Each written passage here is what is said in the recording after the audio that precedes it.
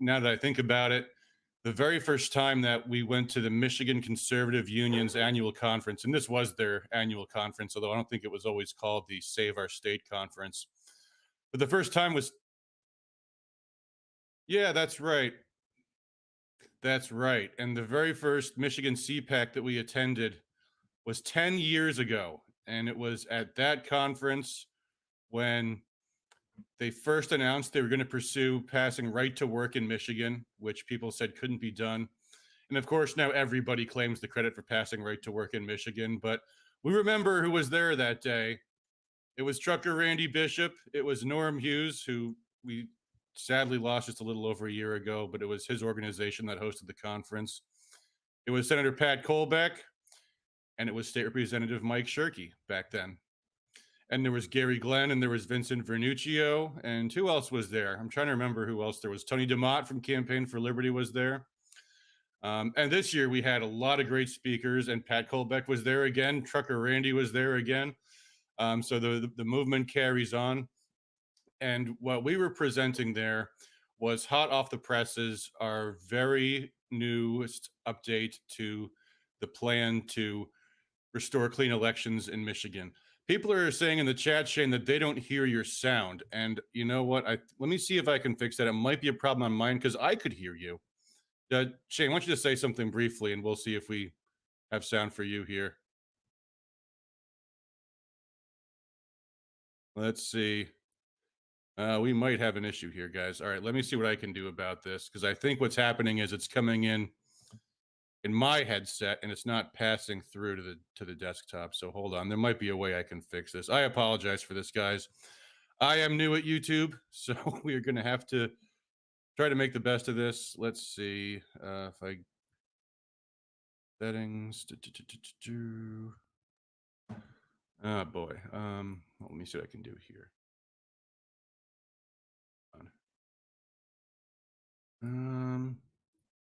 Boy, I'm making this worse, aren't I?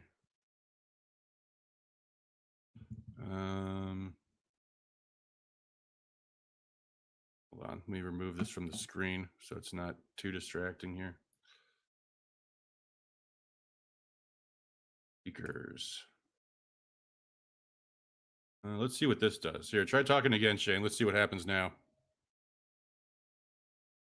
Now I can't even hear you. Okay, that worked in the reverse. Let's try this one. Okay. Oh, I think I see something. It's working? I see some green lines. That's a good sign. All right. Looks like you're here. Sorry, folks, about the delay, but hey, you know what? I was going to take a few moments before we dive into it to give people an opportunity to arrive because, I've seen people do live streams and usually they like to at least wait a few moments for some people to come in. And I know a lot of people are interested in seeing what we have. Oh, they're saying the volume is low. Let me see what I can do about that. I have it up all the way. Maybe, Shane, if you have some way to turn up your microphone on your end, that might help because the volume is maxed out here. Wait, maybe it's not. Here, wait. Oh, it's maxed out on my computer too. I don't know. Hey, Shane, are you there? Yeah, I don't know how to turn it up. Okay. I guess just try speaking loudly, and we'll see what we can do about that. Anyway, so while we're waiting for some folks to come in, I wanted to share something I saw this week. I was speaking at a group in Saginaw, and they had these pamphlets on the table from a local organization in Sanilac County, of all places, which is way out in the thumb. And one of the things that we do at Rescue Michigan, we're really emphasizing the importance of building local organizations, building your own local organization, getting involved locally. And what caught my attention, this is the pamphlet here. It's from a group called We the County. And what I found so amazing about it was just how well produced it is for a local organization way out in the thumb. They made this, here, I'll show you the other one they made. They have two of them, these pamphlets. This one, extremely well made. It's on glossy paper, it's in color. And if you open up the pamphlet, I mean, it's very well done. They've got these nice stock images. The text is also very good too. Like usually you see, an ordinary grassroots communication will look, something like this where the text is tiny and it's, the text is colors on it, but it's not so easy to read. But this group did a really great job, and their website, I will show you their website. Let me see if I can move it onto my screen here. It's wethecounty.org. See if I can do this. Yeah, here we go. It's a pretty well-made website too.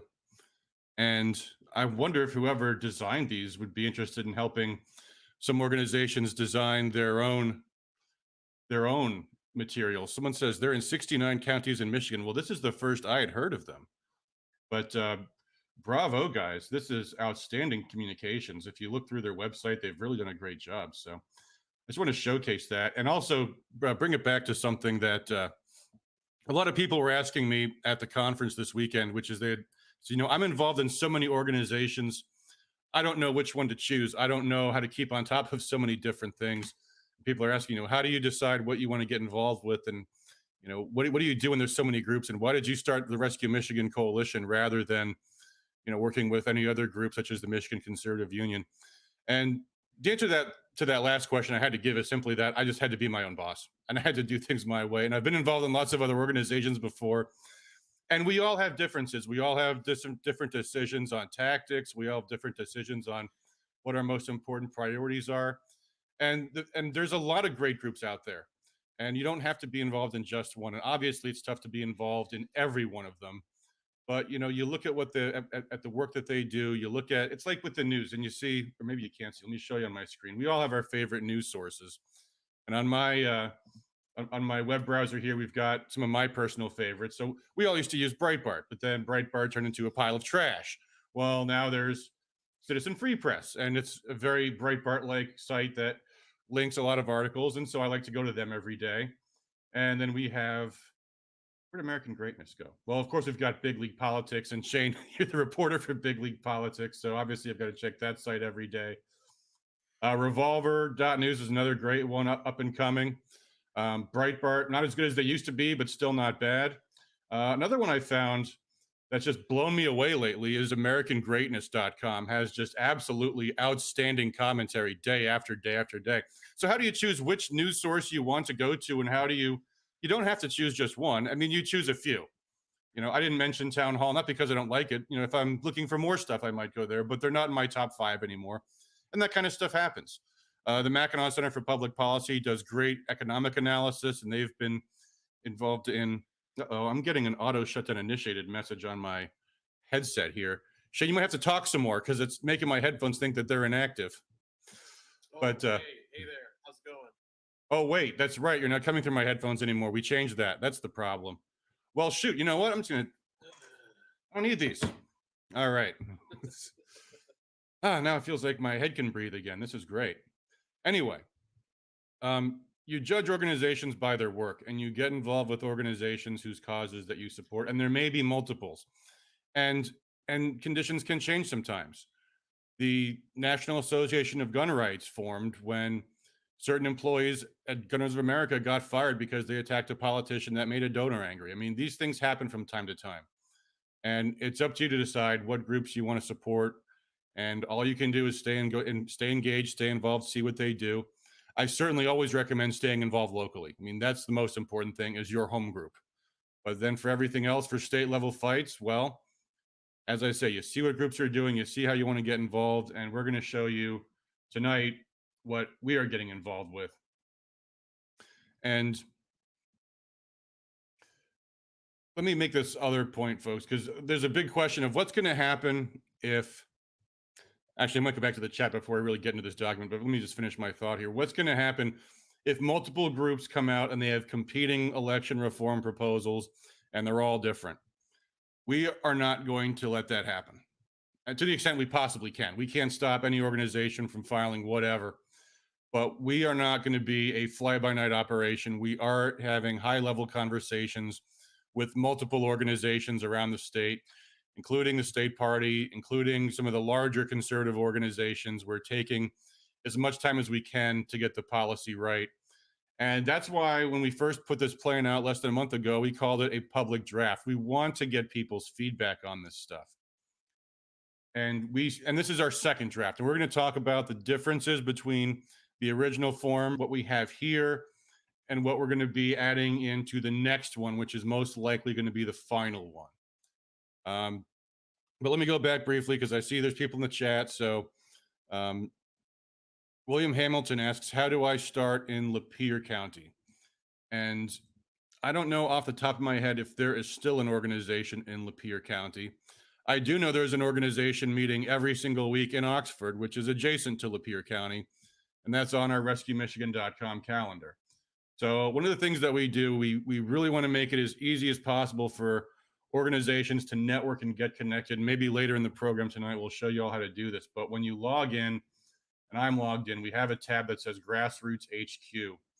And we have a calendar tool on it. And you can actually post your own organization's meetings. And you can also see what we have on here. And there's the Oxford Township meetings. Next meeting is this Thursday, April 22nd. And there's the location right there. There's also one in Oakland Township, which is near Lapeer. And the other thing that we help you guys do is we offer voter files for any precinct anywhere in the entire state of Michigan. So if you're signed up, you're registered, and you've acquired the voter file, when you click voter lists, we have the ability where you can choose your precinct and you can choose certain selections within your precincts. So one of them is very likely Republicans with activists and donors. And if you click on that link, you can actually get a listing of all of the people in your own neighborhood who are the most likely to be Republicans and the most likely to be interested in getting engaged. And you go out and you knock on their door. Or you can even try giving them a phone call. We have phone numbers for them too. And this is what I think is going to be the most important thing for everything that we're working to do between now and 2022. We need to fix our election law. We need to get our state open again. And then next year, we're going to have races for House, for Senate, for Congress, for governor, for Attorney General, for Secretary of State. And what we really need right now is the grassroots organizing in every place in Michigan. And that means right in your own neighborhood. What we want to help people accomplish is building local organizations, smaller than just the county level, the city level, the township level, meeting regularly like that group in Oakland Township and Oxford do. They're meeting every single week for 1 hour. And that's the level of activity that we're really going to need, because it's an all-out assault on our freedom right now. It's happening at every level.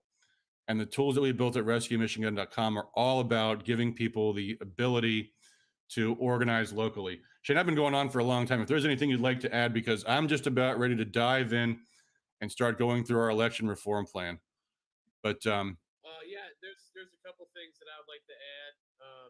Namely that what's going on with all these different groups is that there is speak up. Louder, yes, please. Yeah, I mean I'm yelling. I'm whatever. Okay.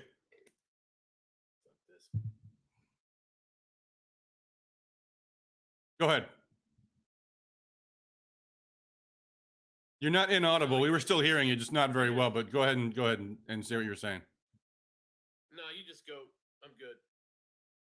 All right. Well, I'm sorry, man. But again, feel free to chime in. I hear you fine. I think we just have an issue with YouTube. And again, folks, I apologize. This is only the second time we've ever done a live stream on YouTube. So maybe we can figure out some way for next time to make the audio better.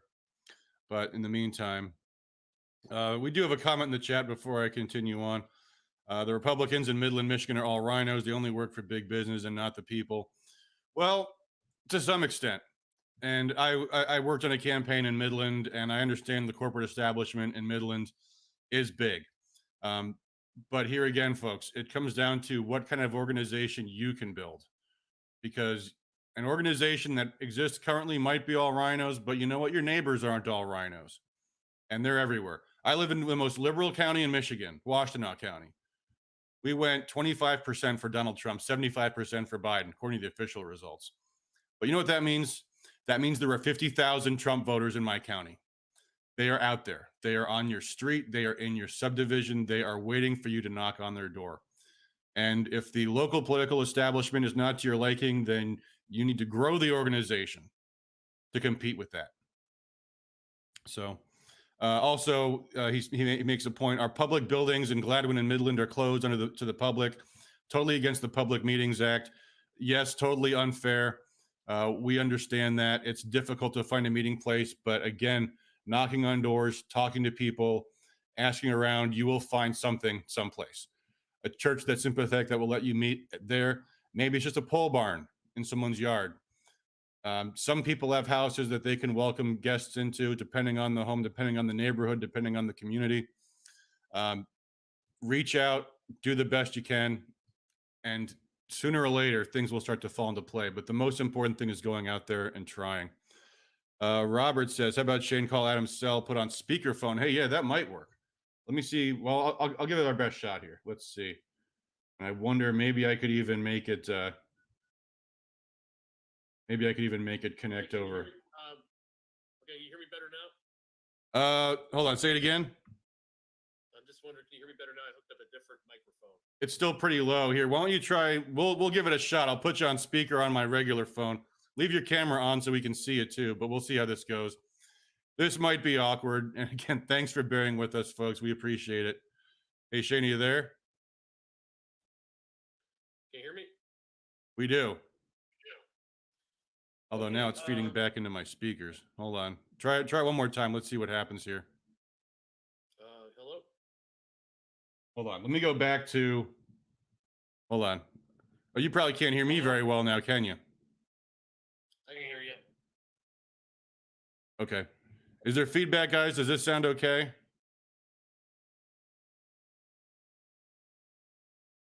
Shane, can you say something? Yes. Okay. It looks like it is coming in the mic. I'm going to turn the sound off on the Hangout, and that should solve the problem. We'll see. All right, you can go ahead and speak, and let's see if this works. Okay. So what I wanted to do was talk about what Tammy Carlone is doing. Oh, great. Yes, please. Yeah, she's has like this voter fraud coordination network that she's doing, and I think people need to get plugged into that because she just is making sure that everyone's on the same page and that we're not stepping on each other's toes. There's a lot of different groups, a lot of different well-meaning groups that are working in different counties. There's like different committees. There's rival committees. People have different ideas on how to achieve reform. And we've seen it so many times where, like-minded people, well-meaning people, well-intentioned people, will end up at each other's throats. And then what happens? We lose, the Democrats win, we don't get the reforms passed. So, I know that, me in the 11th district, we're working with another committee in Oakland County, letting them kind of, flesh out the reform ideas and kind of liaisoning with them and trying to get them get our liaisons to talk to the Oakland County elections reform committee and let them know about rescue and all the stuff that we're doing here. So a lot of what we're doing here with rescue in particular is trying to bring people together. We don't want it to become a factional kind of thing. We want Rescue Michigan to be something that other groups can use as a resource to make them more effective, and we can all grow together and we can all grow independently, and we're not reliant on the political establishment and their tools, and they get all the data. Those days that need to come to an end, and that's what we're going to bring about in Michigan. That's about all I got, Adam. Yeah, that's an important point.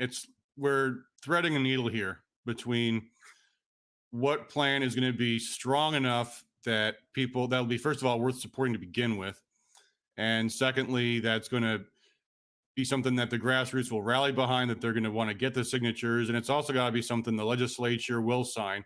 And I think we've got some leverage in the fact that if 500,000 people sign a petition, it's a pretty strong mandate to the legislature to go ahead and pass it.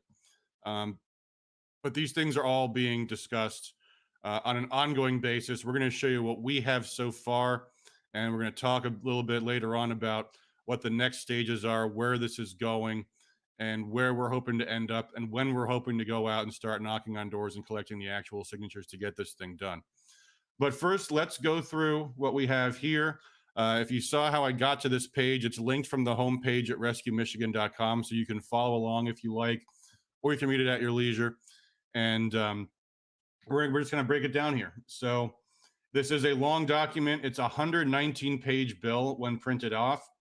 And a lot of that is actually the pre-existing law, because when you write legislation, we wrote the legislation exactly the way the legislature themselves would write it, so that if we get the language approved and the signatures are collected, we can give them exactly what they would have with no discrepancies whatsoever. And again, this is not the final version, and we're going to talk about why certain things might not be in the final and certain other things might be added in.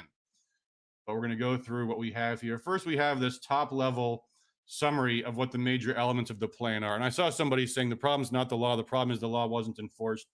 Well, there are mechanisms in the law for enforcement, and there are ways that those things can be tightened up. And we're going to go through some of those elements here. So this is the top level analysis of what the bill does. Although as we go through it, there may even be one or two things I forgot to put in the summary. But what we did was we made it so that they're easy to find now in the bill, because like I said, the bill is very long, but each of these elements has a link that as you move the mouse cursor over it, it'll jump down to where in the document it says what each of these things are.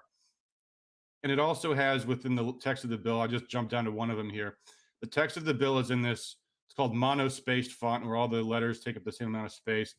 And then occasionally they'll have these little boxes that break out kind of a plain English summary of what they're doing. And then each of the boxes also has a link to go back to the top. So if you want to go through the proposal, that's probably the easiest way to do it, but you can also read through it line by line. And we're going to move kind of quickly on this because I don't want to be here all night. It is a lengthy bill. What we've essentially done is combine some of the elements that we had in our original proposal with the elements from the Senate bills, the 39 Senate bill proposal that we liked. And there were some things in there that we most certainly did not like. We've been talking about that in some of our more recent email blasts. But there are other things that were fine too. And we're going to see them right now. So first we have the title of the bill, and that is this entire screen here, listing off all the different elements of the election law that it would amend. And this is very important because when we do what's called a citizen initiated law, which is the only way to pass legislation that's not subject to the governor's veto, you can only amend one law in one bill. So if we were to amend multiple laws, we'd have to do it multiple times in multiple bills. And it's just not possible in the way the Michigan Constitution is written. So fortunately, almost everything we'd want to do, we can do in one bill because it all affects what's in Michigan's election law. But there are some elements that we can't incorporate. That, for example, Senate Bill 289 was one bill that we liked. And what it did was it said, Michigan cannot accept federal funding for elections except with the approval of the legislature. So if Washington wants to dump a whole bunch of cash to go to left-wing organizations and left-wing counties in Michigan, they would have to get the approval of the legislature. Good bill, not the most important thing under the sun. However, the problem is that bill would not amend the election law. It would amend a different law. So we couldn't put it in with everything else that we've got here. Another example, someone suggested it'd be great if we had election specialty courts. Well, those would amend the Judicature Act, not the election law. So we couldn't include that in this. But that being said, within the election law, there are a lot of things that we can do, and that we're going to do as we read through it here. So, in the box here, we just say what I just said. This is a summary of the bill, and now you're going to see the language of the bill and everything that's in bold-faced text. This is what our proposal would add. Everything that's struck out, our proposal would eliminate, and everything that's in plain text is what is currently the law. Now, the way the bill is organized is in the numerical order of the sections that it's changing. So we're not going to get a bill where the most important and interesting things are at the top, which is what you'd like. It's just going to be in the numerical order where the way the law that was written. So the first thing here, this addition came from one of the Senate bills, and it's not the most important thing, folks. And I understand that. We're going to get to the big stuff later, but we thought it was important to include the elements of what the legislature had come up with, because it's important that we show them that there's some buy-in here, that we do like the idea. And what this is doing in section 24A is just saying that large counties should have larger boards of canvassers. And the intention obviously is to address what happened in Wayne County, which is the largest county in Michigan, and where the two Republican members of that board were intensely pressured to certify an election that they knew had all kinds of terrible problems.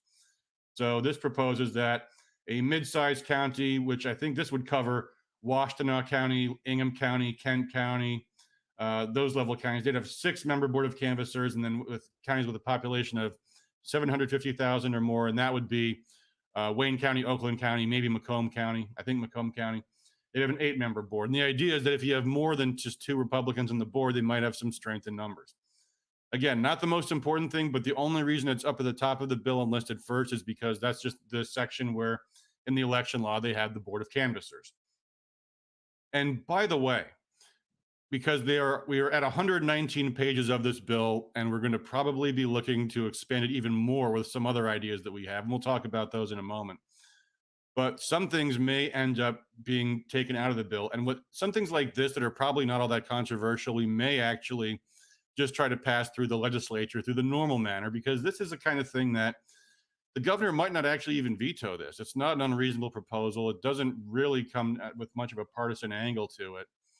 And the problem is, if a bill is really complex, they're going to make the argument, the other side will make the argument that people didn't know what they were signing when they signed their petitions. And that argument may or may not have merit, but that's going to be up to a court to decide. And we may want to limit the proposal to as few things as we think are absolutely essential, to the point where the question of, is this worth the risk of making this thing more complicated, more likely to be attacked because they'll say people didn't know what they were signing when you signed your initiative petition. So this is one example of something that we have in our plan because we want to lay out everything that could be done to fix the elections. But this particular element might come out just because it's not the most important thing. It might be something the legislature could do on their own. And it might actually, by having it in here, ultimately end up being more of a risk than a benefit. So nevertheless, we did want to lay it all out. We want to include everything to reform Michigan's election law that we like. And that's where this draft is now. Where it's going into the next stage is where we really sit down with high-level election attorneys and figure out exactly if there's anything we missed, if there's anything that's critical to put in. But we're going to go through this, and I think you'll see there's a lot to like in this document. Real quick, Keith asks, where might I find this document? Sorry if I missed it before. Keith, you go to rescuemichigan.com, and right from the homepage, there will be a link. So I'll just go back to the homepage, and I'll show you here.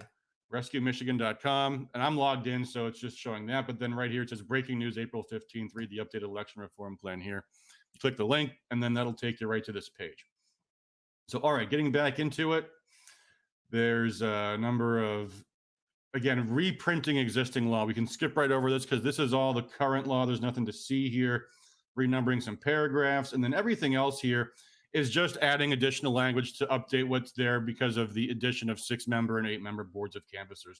So there's nothing new interesting here. This is just more of the same element that we just looked at. So this goes on and on. But here we got another one. Not later than 15 days before each August primary election held in an even-numbered year, each board of county canvassers shall examine the absent voter secrecy envelope containers. This was a bill that was passed last year, and that's why it says before October 15th, 2020 here. And it relates to the security of absentee voter ballot containers. And this is where the absentee ballots go when they're put in drop boxes, which later on we're going to see we're going to want to eliminate that. But they also should be in place at the clerk's offices. This is a security problem with absentee ballots. When I went to my own clerk's office to vote, I know my township clerk personally, so she let me back into the office. And she showed me, here's a big pile, and she showed me there's trays of just the absentee ballot envelopes just sitting there. And yeah, there could be a problem with that. If anybody who has access to a township clerk, to a township building potentially, is able to steam open envelopes, replace things that are in envelopes, it's important that you secure your absentee ballot containers. So all this is doing here is saying that this provision that was going to expire on October 15th needs to be permanent. So it's a simple provision, but there that is right there. All right, moving on here. Oh, this is just this section here is just for clarification. There are elements here that are going to confuse people. Why are we crossing out shall and writing in must? Why are we crossing out them and writing in the clerks? The reason why we're doing that is because the Legislative Services Bureau, the attorneys that draft legislation, they do that, and they will do that. And again, we want our bill to mirror theirs. So we've consulted with attorneys who prepare legislation, and they say this is exactly what they're going to do. So we're going to do it this way, just the same, so that our bill mirrors exactly what theirs would accomplish. So these don't actually change anything. They do this because they have certain style guidelines. So you'll see, for example, they'll cross off person and write in individual. Maybe that's because of Citizens United. I don't know. You'll see that where it says man will be replaced with man or woman, things like that. These don't actually have impact, but you'll see them. If you're wondering what they're doing, they're probably not doing anything. So Just so you're aware, when you see some things like this, they usually don't do anything. And there's going to be a lot of these. All right, getting back to the substance of the proposal. What we're doing here is establishing certain requirements for the training of election workers. This is something I know a lot about personally. I was a poll worker for the city of Detroit. In fact, if you remember the infamous Detroit leaks that Shane Trejo promoted extensively at bigleaguepolitics.com, that was a recording that I captured when I was being trained as a poll worker. And in fact, they trained us to abuse the social distancing rules to impede poll challengers. And in fact, not only did I take this story to the media, I also crowdfunded a lawsuit that we won with the out-of-court settlement on the Wednesday before the election. Unfortunately, the Secretary of State did not honor the terms of the agreement with the court, and there should be litigation around this, because they never did actually tell any election workers not to impede poll challengers, that they'd actually lost in an out-of-court settlement. So what we're proposing to put in here is that every poll worker and election inspector, election official training has to include the fact that impeding poll challenger rights is a felony in Michigan. That might make them a little less liable to do it. And the other thing is we're going to be creating a badge requirement so that if a poll worker does infringe upon your rights, you have the ability to know who they are, to identify them in the criminal complaint you'll be filing against them. So it says the curriculum must include, but not be limited to, information on the rights of election challengers to conduct their activities, and that any violation of those rights is a felony. And we'll be expanding some of this, we'll be expanding on this a little bit later in this very same bill. So with that, we can move on to the next. And some of these things I was talking about are also restated here. So those are on the webpage. Here, the same thing, but this is for the election officials, but the same requirement.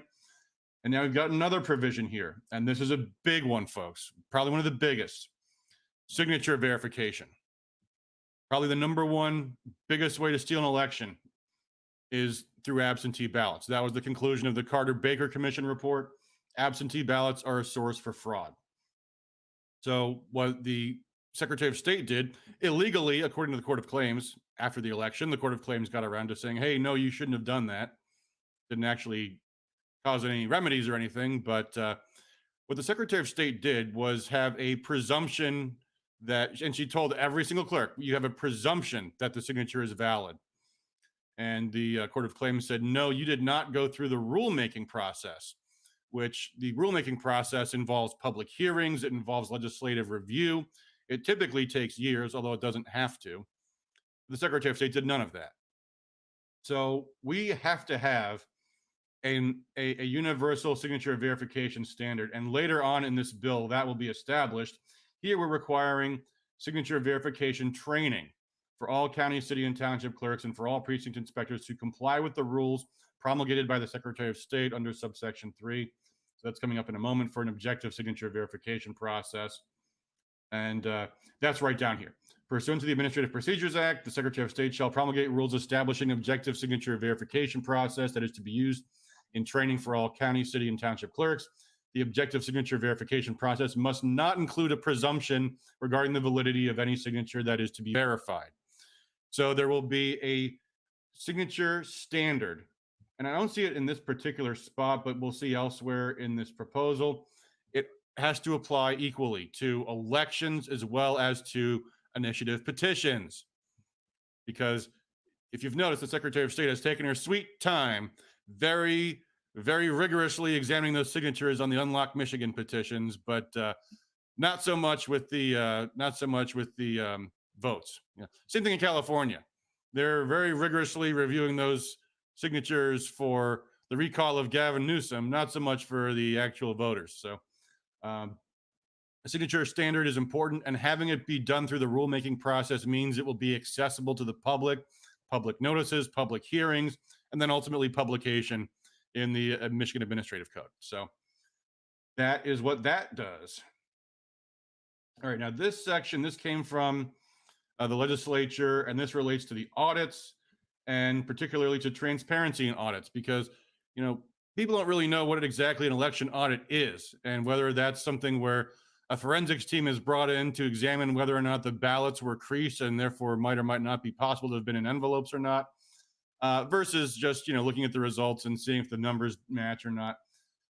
This provides transparency for the audits. So here we say not less than 5 days before the date of an election audit. They must be open to poll challengers. Election inspectors must be appointed from both political parties. Any precinct selected for an audit, the party may designate observers to monitor the proceedings.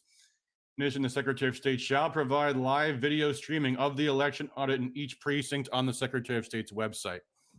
So for the first time, the public will be able to see exactly what happens at an audit from start to finish. So, and it also allows individuals to bring their own cameras and record what happens.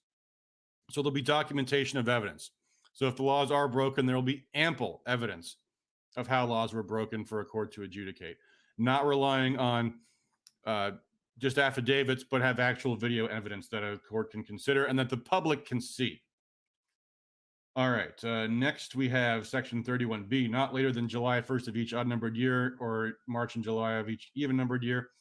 The Secretary of State shall provide a report to the legislature detailing each contract the Secretary of State has entered into with an entity for an election-related activity or service.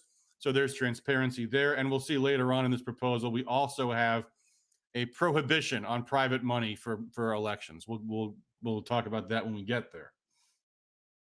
Moving on down here, let's see what we have next.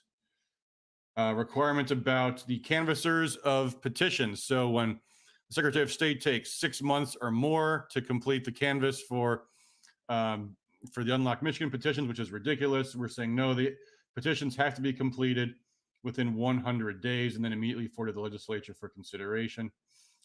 So we've got that there. Now moving on.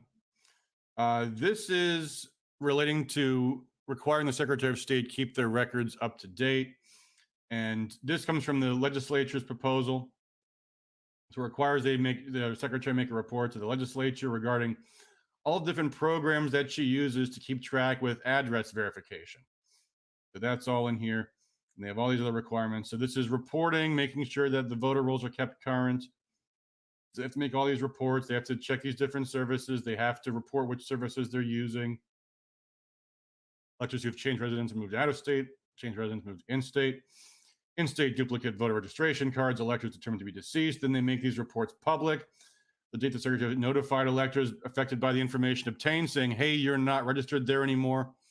And folks, when you go to rescuemichigan.com and you download your precinct voter file, you may find voters that don't live anymore where they're registered. And that's a tool that you can use to say, hey, wait, if someone doesn't live there, if you find that out, you can notify somebody. So these are tools that you can use locally to help clean the voter rolls. So take advantage of that. So that's all this does. And again, solid stuff. Important that we have clean voter rolls. And here's a big one. Only the Secretary of State, a designated voter registration agency, and that means a public agency, not a private company, or a county, city, or township clerk shall have access to the qualified voter file. So we won't have Rock the Vote going in and looking directly at the qualified voter file in a way that the average person cannot. So there's a prohibition on that. Only the government has access to the qualified voter file. Doesn't apply to Freedom of Information Act requests, but there's a lot in the voter file that's not Freedom of Information Act, including signatures, for example. So anyway, that's all of that. Oh, we left out the Senate bill to allow 16-year-olds to pre-register to vote. Dang. Oh, well.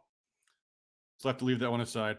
Hey, Shane, what do you make of all this? I've been talking for a long time. I need a sip of water, but I've gone through like 4 or 5 things already. We've got a lot further to go. So what do you make of all this? Well, I don't trust anything from the legislature pretty much. So I'm kind of discouraged on the prospects of anything good ever coming out of the legislature. So yeah, that's kind of my thing. Whatever provisions are good in these bills will probably be gutted through the process by our esteemed Republican lawmakers, and it'll end up bad. That's why I kind of got all my I'm support. I think our only chance is with the legislative initiative. Unfortunately, the citizen initiated law. Yeah, well, I mean that's what we're pursuing right now. And to be fair, some of the things the legislature came up with, we didn't think of. There was the Senate bill to require that every single voter be given the full text of a proposal. That's pretty cool, because those proposals are almost always tax increases. And when voters sees, hey, here's this, 30-page bill that you have to get a copy of to before you vote on it, that's going to lead people to vote no. So there were some things in there that were kind of cool. But yeah, I think we've got more. And there were some things that we both had. So some of those things maybe the legislature can do on their own. But anyway, let's see what else we got here. Okay, now this is, I said earlier that you'll often see shall crossed out and must written in. Well, this is may to shall, and those are not the same thing. This is making something mandatory that before was optional.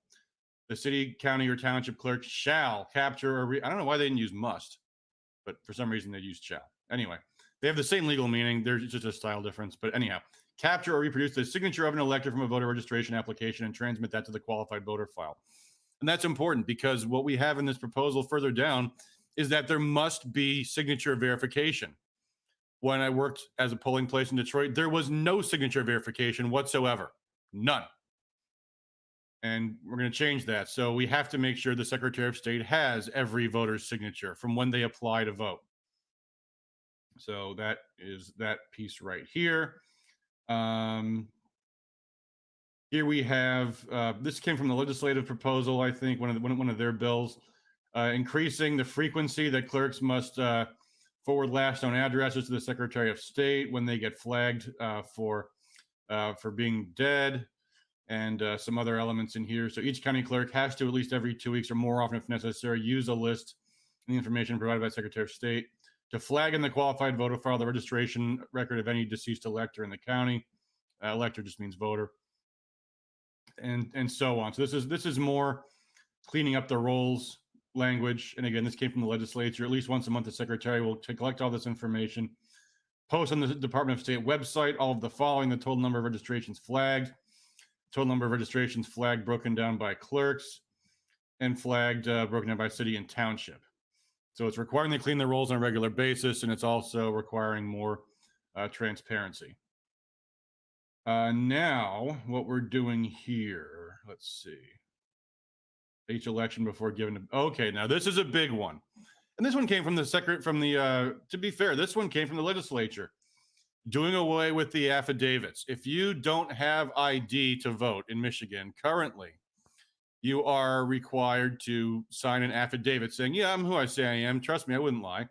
And then they give you a regular ballot, and the ballot goes into the tabulator and can never be taken back. That's it. That's the way that the ballot occurs. Once that ballot is in the machine, it is indistinct from any other ballot. That vote is counted if it's being counted, but it is no longer identified with you. It is anonymous. Once you have a regular ballot in the machine, it's the same as any other one. It can never be traced back to an individual voter. Well, if you don't have ID, here's an idea. Instead of having them sign an affidavit, just make their ballot provisional. So what will happen if a voter does not have identification for election purposes as required? That voter is issued a provisional ballot. A provisional ballot is not processed on election day. They are placed in an envelope, and they are only counted if you follow up with your clerk and you verify that you are who you say you are. It is a process. It can be done, but it often is not done. And by the way, folks, in Detroit, where I was a poll worker, the number of people who did not have ID was zero. Everybody has ID. That is a U.S. citizen in Michigan, just about. Like I said, in my precinct, the whole notion that it is racist to require ID. No, nobody at my precinct in Detroit did not have ID. Every single one of them had ID. But anyway, so there's no signature verification for this anymore because there's no affidavit anymore. You don't have ID, you get a provisional ballot. Done. The end. So that's what all that is. And now moving on. Okay, so this is more what we call complying language with what we just talked about. So now notice provider will say their provisional ballot will only be tabulated if within 6 days of the election, the voter verifies his or her voter registration record with the proper city or township clerk, or the voter establishes who to identify his or her identity and residence with the proper city or township clerk using identification for election purposes, along with the current utility bill, bank statement, paycheck, government check, or other government document to establish the voter's current registered address. So we're being rigorous here. If you don't have ID, you get a provisional ballot, and then you can still verify later. But it's on the voter to verify. The burden is not on the poll worker. It's on nobody really. If you sign an affidavit, it's okay. Yeah, I'm so and so. Sure, give me a ballot. And if you are committing fraud, there is no remedy for that. There's no mechanism to stop that. Well, now there is. All right, moving on. Let's see what we got here. This is the badge requirement between 7 a.m. and 8 p.m. on election day and at least all other times while in his or her official capacity as election inspector. An individual appointing and acting as an election inspector must wear a badge that includes his or her first and last name printed legibly on the badge. And it is a misdemeanor not to. So you are identifiable as a poll worker. And if you're not, you're committing a crime. So if you're committing a unlawful impeding of poll workers, which is a felony in Michigan, as you will have been trained to understand, the person can identify you in the police report. All right. Next. This is a big one, and this is one that we thought of, and the legislature hadn't thought of, but this might be one of the most important things, and that is providing a mechanism for the bipartisan election of poll workers. Because one of the major safeguards in an election is the fact that the election process is, it's understood to be an adversarial process. People are competing for power, Democrats versus Republicans. You have to have both parties represented as poll workers. At the end of the day, a poll challenger is just a witness. But the people that are the ones that actually make the decision whether or not to count a ballot one way or the other are the poll workers themselves. And the most important thing that we can do is make sure that we actually have genuine bipartisan representation of poll workers. And what Detroit did to go around that, well, there were several things that they did. One thing they did was they didn't even put the application to become a poll worker on their website. So only people who were in the know knew where to go and apply. And then when they saw people who they knew were the Republican activists applying to be poll workers, as is their right, by the way. There's nothing wrong with being of a particular persuasion to be a poll worker. It's an adversarial process, and people who are working at elections tend to care about elections. That's totally fine. But they knew who the Republicans were, and they systematically refused to hire them. So that when I got to my poll worker training, they made a point to note, we've hired a lot of teenagers who are going to be working the computers right now. In fact, we're going to have a problem because teenagers aren't allowed to work after 1 a.m., and they're supposed to be there all night, or they're going to be waiting there all night at the receiving board to hand in their laptop. So someone's going to do that job for them. So making sure that they have a genuine bipartisan poll worker selection process is really, really crucial. And here's what we do. We require the Board of Election Commissioners to give the following individuals first priority, and then another set second priority. First, those who are on a list submitted by a major political party who have filed a properly completed application to be an election inspector and are qualified to serve. So the county parties can say, here's who we want to be poll workers. And they will know because the people who care about election fraud are going to be getting involved with their parties. Say, hey, I want to be a poll worker. They'll put you on the list, and they will have to hire you first. And then secondly, they have to hire actual qualified registered voters before they hire aliens, felons, and minors. Actually, in Michigan, as long as you're not in jail, felons can vote, but that's a whole other story. And finally, it also says that of the pool of eligible individuals within each category, they have to be appointed by random selection. So they can't just choose to hire their friends.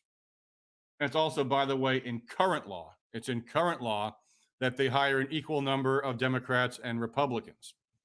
It's just that they were able to avoid it because in Michigan, we don't have partisan voter registration. So other than the 1% of us who might be precinct delegates or elected officials, you put down whichever party you want to be counted for. And that's all it takes. And of course, that's what people did. So this way, if the Republican Party says, here's who we want you to hire, and these are our people, those people get hired first. And we'll see there's other safeguards that this works with. And that might be coming right up, or it might be further down in the document. So let's see where we get to next.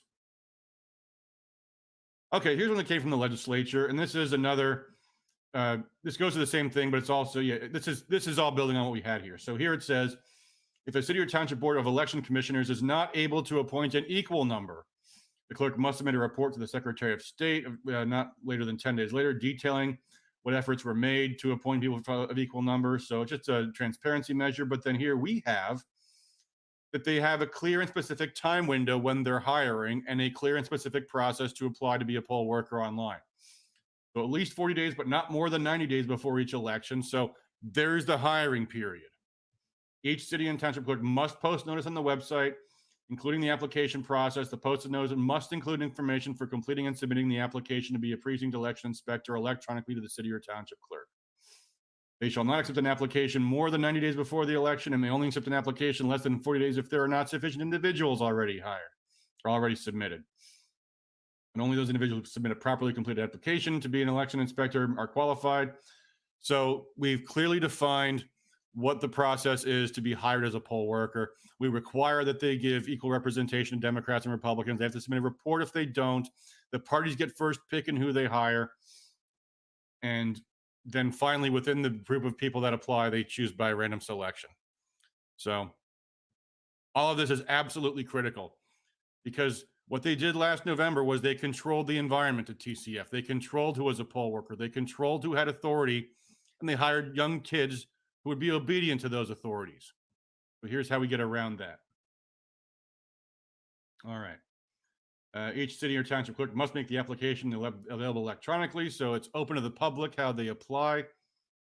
And that is how we regulate a fair process for appointing poll workers. Here's a kind of big one. Require security features on ballots. There were stories of ballots that didn't have postmarks that were received by clerks. We deal with that in here somewhere too. And ballots are easy to duplicate. There's a New York Post story where a guy who was a convicted criminal in election fraud said, yeah, we had people that worked at USPS. We would intercept envelopes, we'd steam them open, we'd replace them with our own. And it'd be easy because the ballots were just on plain paper and black ink. So we propose security features to prevent duplication, including but not limited to use of color inks and micro printing. You know, your currency has money for a reason. How much money is a vote worth? Millions, billions, trillions of dollars are affected by the results of an election. I'd say that's important. Will there be a cost associated? Yes. A worthwhile cost. For all the things the government spends money on, this ought to be one of those things. All right, so that was a big one right there. Let's see here. What we got next? Okay, this is expanding the number of poll challengers for large absent voter counting boards. Uh-oh, looks like we lost Shane here. Let me just switch back to, can I switch to just me? See if I can do that. What is this going to do? That kind of sort of works. I'm still on the phone though. Okay, cool. We can still hear you. All right, let me move my window out here. Yeah, that looks good. Okay, great. All right. If an absent voter counting board is established, if they're counting more than 3,000 ballots, they need to have more challengers. And I think here's where this is one element that I think we still have some work to do, because what we really need to have happen is to have these gigantic counting boards broken up. There's no reason every single ballot in Detroit, 500 plus precincts, ought to be counted in one single location. But this is at least a partial remedy to expand the number of challengers allowed based on how many voters' ballots they're counting. So for every additional 3,000 ballots, the party gets to have an additional 2 challengers. All right. Coming up next, a political party, incorporated organization, or committee of interested citizens or individuals shall not provide compensation to an individual to be an election challenger. There are concerns that what they did in Detroit was they just paid people to go in and make a ruckus.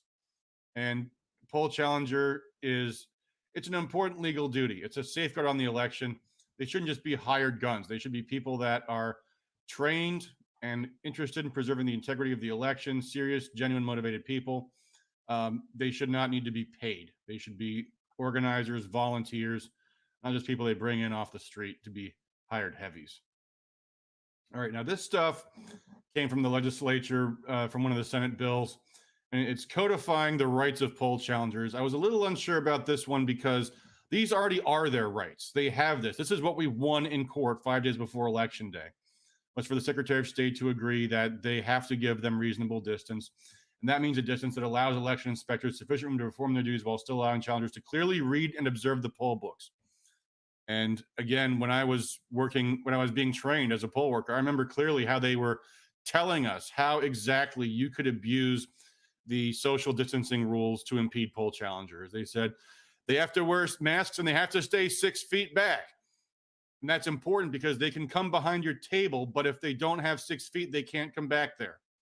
And that was exactly what they were telling them. In fact, then a member of the audience said, well, if they're 6 feet back, they can't actually see. And she interrupts her and goes, exactly. That was what their intention was to abuse social distancing rules to impede poll challengers.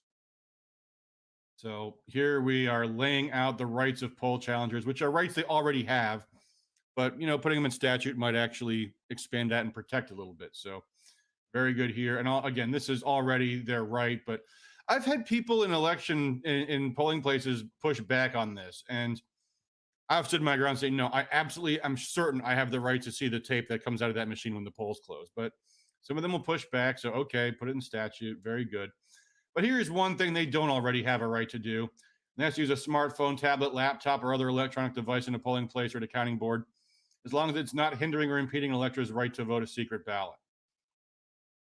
And again, this actually came from the legislature. And this, I thought, this is one the media is going to attack because they're going to say, oh, you're intimidating voters. Oh, you're intimidating voters. And first of all, it says right there, does not hinder or impede a voter's right to vote on a secret ballot. As long as the ballot is private, there's no intimidation happening. And as a matter of fact, at a polling place where I worked, no voter cared at all about the secrecy of their ballot. All day long, they exposed their ballots, which I didn't even know at the time. If someone exposes the ballot to you, the proper thing to do is say, sorry, you exposed your ballot to me. Have a nice day. Get lost. You can't vote anymore. But the process was so botched up. The secrecy sleeves didn't even cover the ballots. So even the people that did keep them in the secrecy sleeves, I could see what was on their ballot. Nobody cared. At one point, a documentarian for NBC News came in. Nobody cared. He walked around the room for 15, 20 minutes with his video camera. Nobody cared. It is not intimidating voters. They don't care. It's a talking point from the left just because they're opposed to what we're doing.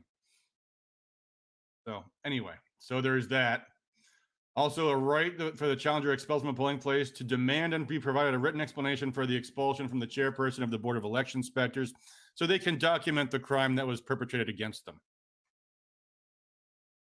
So big stuff here, folks. I mean, this is where our case had problems because we had affidavits, but we did not have proof. Videos are proof. Videos are better than witnesses. So these are major transparency measures. All right, coming up next. This is more about impeding poll challengers. If a chairperson of a board of election inspectors or a challenger or anybody else infringes on the rights of a challenger, the alleged infringement must be noted in the log for the precinct and reported to the clerk of the city or township where that precinct is located. Again, documenting evidence.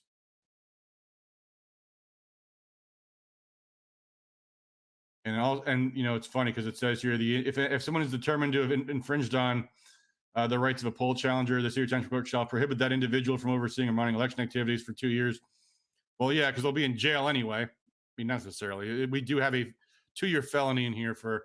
It actually currently is a 2-year felony for infringing on the rights of poll challengers, but obviously the legal process, you don't usually get the maximum sentence. Usually you don't even get the minimum sentence. You get some kind of plea deal. But anyway, here it says you can't work at an election if you're found to have illegally infringed upon poll challengers. Rich alias dude says affidavits are proof. No, they're not. An affidavit is a sworn statement, and a court will consider it. This is what someone has said under penalty of perjury they believe happens. And I submitted my affidavit, and mine was rigorously documented. But that is not that an affidavit in and of itself are not proof. I'm sorry, folks. Talk to an attorney. An affidavit is a statement. It is evidence. Evidence is not automatically proof. Hey, Shane, what's up?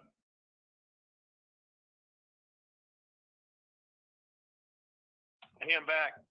Hey, how's it going, buddy? It's going good. And yeah, to talk about the affidavits thing is that, there's obviously enough affidavits that were signed, and there's, if you look at what all the affidavits were saying in all the different states, they, definitely painted a picture of that there was, a fraud blueprint that was enacted involving the mail-in ballot and the mysterious stopping of the vote all at once. And I agree. I'm not saying there wasn't enough evidence in the affidavits. I'm just saying an affidavit in and of itself does not automatically constitute proof. I agree, and it's just that obviously but I just want to kind of talk to that point, kind of clarify the point that the affidavits aren't proof in and of themselves, but when you have that many affidavits and you have hundreds of people who've had the same sort of thing happen to them, and they're all describing this and obviously did happen that way, that's when the courts should take effect. And then the courts did not. And that's where the whole cover-up aspect comes into it, the way the affidavits were swept under the rug, the way the courts would not consider them in, I don't think any case. Maybe there was a handful that there was actually active cases, but most of them just got completely dismissed. There was never an investigation. So, an affidavit alone is not enough to, overturn a stolen election hypothetically. But, that's kind of a starting point for where actual legitimate investigations and inquiries can begin. And obviously that's what's been covered up, and that's what we're fighting against. Right. But my point is, Chris Thomas, the director of elections, submitted an affidavit of his own saying, no, what these people are saying isn't true. Well, they can't both be right. The video evidence, that is what establishes for the record exactly what happened beyond disputation. That's why video evidence is so important. So, all right, let's move on, folks. We just looked at the statement about requiring poll challengers, if they're expelled for any reason, they be documented. This was in our previous draft, and this is just to clarify that infringing on the rights of poll challengers is a felony. Again, existing law already says punishable by imprisonment in state prison not exceeding 2 years. That generally is the definition of a felony. But we did hear there was at least one lawyer who said she was not sure because it does not actually say felony. There may be some exceptions. So we clarify guilty of a felony just to make it clear there. And now we have the rights of poll watchers. A poll watcher may observe a poll book and election materials, and a poll watcher also may document what's going on as long as it doesn't infringe on a voter's right to vote on a secret ballot. And again, to remain during the canvass of votes until a statement of returns is duly signed and made. And that's what they currently have a right to do, but just to make clear, and to obtain the results from the receipt tape that comes out at the end of the election. So there's the rights of poll watchers. Here's an important one. Each poll book must include the name and political party affiliation of each election inspector appointed to that election precinct. And by the way, folks, look, our bailiwick is getting the election law fixed, but other people, other groups are working on the litigation side and the freedom of information side. I would strongly encourage you to FOIA the poll books in the city of Detroit and the applications to become poll workers and see how well they actually balance the party affiliation of the poll workers. Because I got a feeling those children didn't all put down their Republicans. I think they just didn't hire Republicans. I think they broke the law when they did not report it, when they did not hire as even as possible a number of Democrats and Republicans. But this requires that be documented in the poll book. Now here we have a proposal. I mentioned this earlier. If a ballot proposal appears on a ballot provided to an elector, the full text of ballot proposal must be provided to that elector. I personally love this. It might not end up in the final version of the bill only because it's not actually addressing vote fraud in the same way of the vote fraud that we're talking about. But oftentimes there'll be a proposal on the ballot that almost always are tax increases. And they are usually just say, would you propose this millage increase for schools or for roads or for whatever it is? And people almost always they pass because it's a well-used political machine. And this would require that the full text of every ballot proposal be provided to that elector. And that would also include things like the marijuana bill, the Voters Not Politicians proposal, and all of these things work against the passage of proposals. Because when people see the full text of a proposal, they're more likely to vote no when they see something they don't understand. So I personally love this proposal. However, it's not exactly vote fraud. It is informing voters. But as I had said earlier, if we have an issue where the complexity of what we're trying to do might become a problem for getting the signatures approved by the Board of State canvassers or being challenged in court and people saying people don't know what they signed, if we have to simplify, this might be one of those things that we take out, even though we don't want to. So just be aware of that. And let's go on to the next thing here. Let's see here. You guys will love this one. This is a big deal. This prevents third-party absentee voter requests. It removes this possibility, a written request signed by the voter. That's what those third-party applications for absentee ballots are. Just a letter signed by a voter. That's all they have to be. The other two things are the federal postcard application. We can't do away with that. It's required by federal law. But it's a federal postcard. It's not a third-party private organization's request for an absentee ballot. And then there's this one, an absentee voter ballot application provided for that by the clerk of the city or township. That includes the city or township logo embossed on the application. So they won't be able to be forged. If they get an application for an absentee ballot that doesn't have their own seal stamped on it, they won't issue the ballot. And then here, voter ID is applied for absentee voters. Applicant for an absentee voter ballot must either present identification for election purposes or a copy of identification purposes. We might allow them to also just write their driver's license number on the application or something like that. That was suggested as a way to make it easier for people, because not everyone has access to a copy machine, and they might say, oh, that makes it too hard or something like that. But nonetheless, the intention here is pretty clear. You have to present ID to get your absentee ballot. And if you don't, same as with voting in person, you get a provisional ballot. So here we have the instructions to the voter, and here it says right here in the instructions to the voter. In addition, you must either present an original or a copy of identification for election purposes to the clerk of the city or township in which you are registered, or attach a copy of identification for election purposes to the application. If you do not present or attach identification, you will be issued a provisional ballot that is subject to verification and will not be tabulated on election day. So that's voter ID for absentee ballots. All right, what have we here?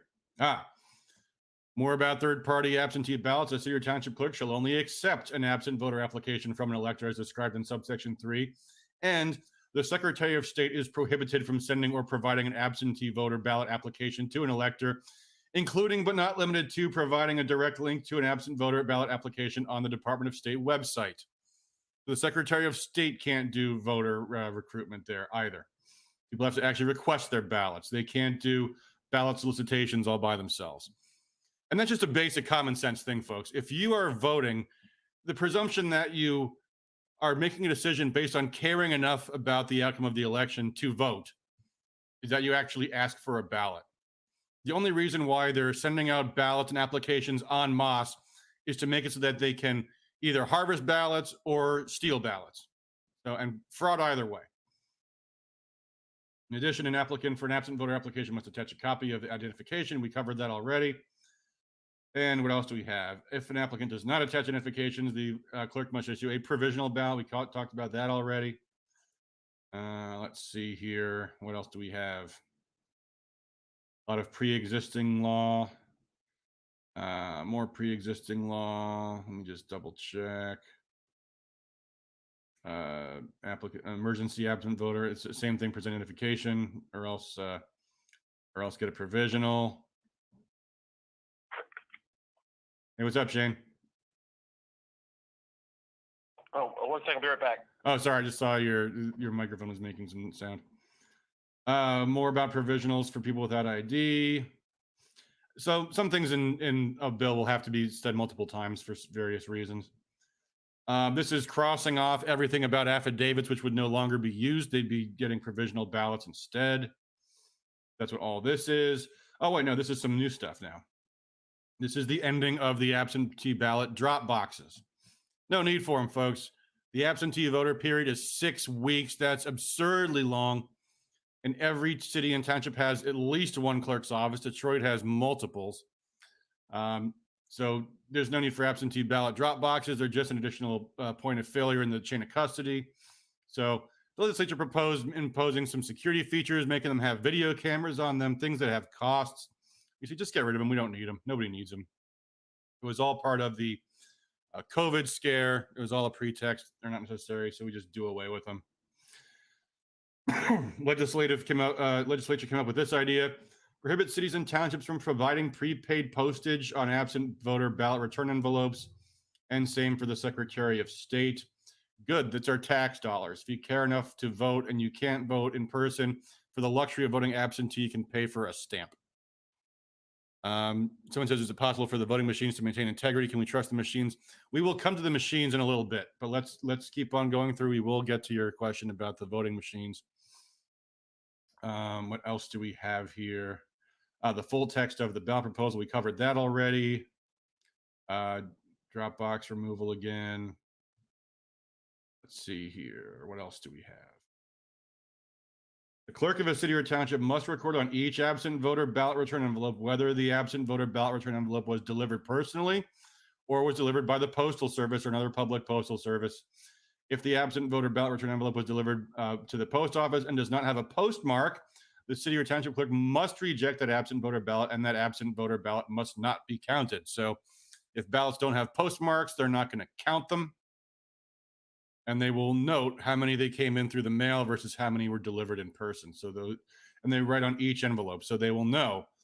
And anyone who's watching the counting process, we're going to cover that in a moment too.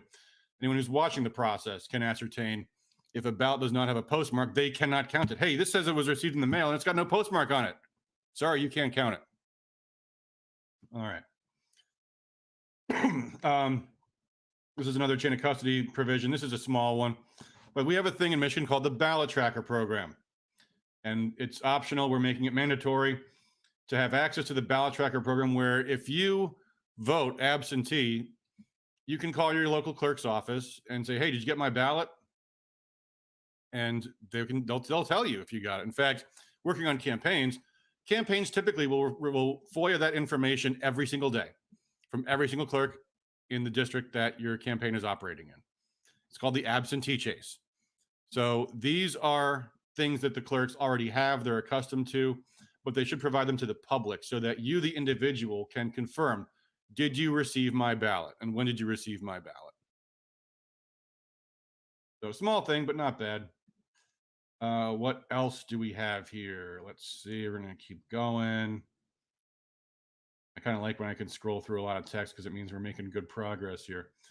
Okay, here, this is getting back to what I was talking about earlier about security for the absentee ballots that come into the clerk's office. The city or township clerk must keep the ballot return envelopes containing the marked ballots of an absent voter in a container that meets all the requirements for a ballot container described in this section below. So again, don't just leave them in a tray that anyone who has access to the office could intercept. Have them in a locked container, the same as you would treat a ballot at a polling place on election day. Let's see. We're making ongoing a provision that previously only applied to last November's election, which is allowing between 10 a.m. and 8 p.m. on the day before election day to perform certain absent voter ballot pre-processing activities. However, what we include here, and this we're probably coming to it in just a moment here, is requiring that the signature verification of absentee ballots occur in public meetings that can be video recorded and evidence can be documented there too.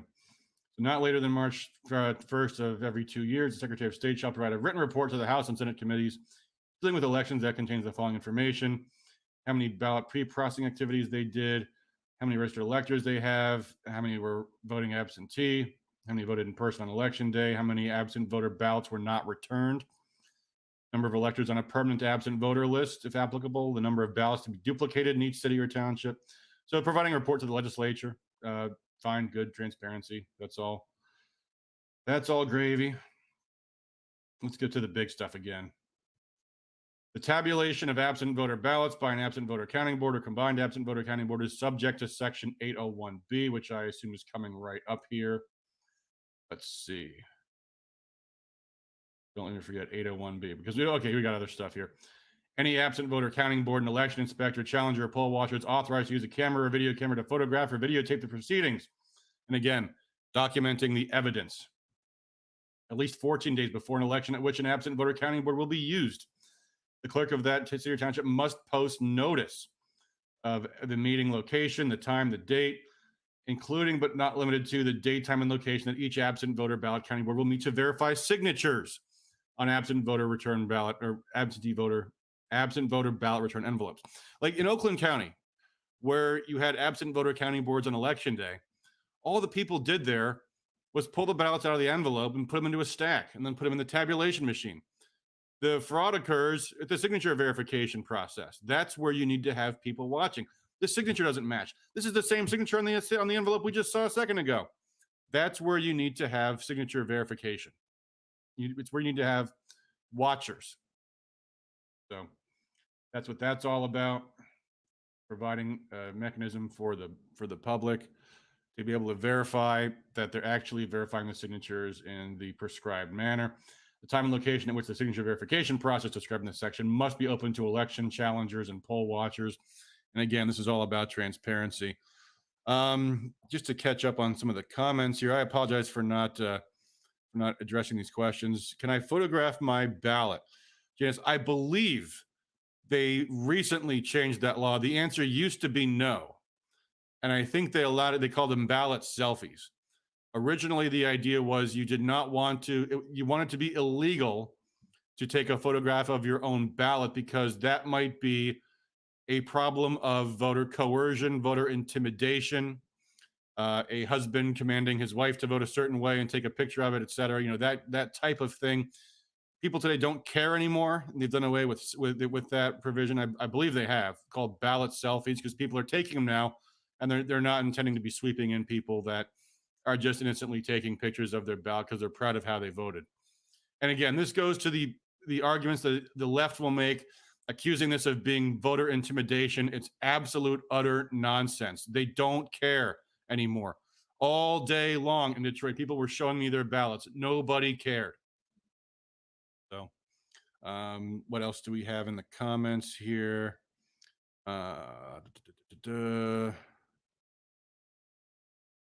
Laws don't matter when Democrats don't obey them and our corrupt government refuses to enforce them equally.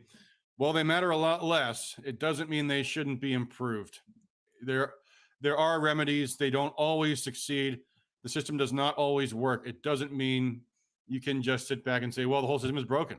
I mean, if that's what you're thinking, realize how it benefits the other side for you to think that.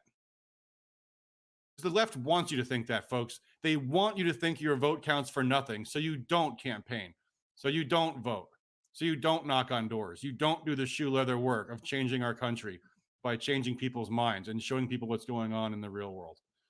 You have to balance the injustices that we have seen happening day after day after day with the hope you must maintain, because, you know, part of the operation is breaking people's confidence, breaking people's trust in society, breaking people's morale down.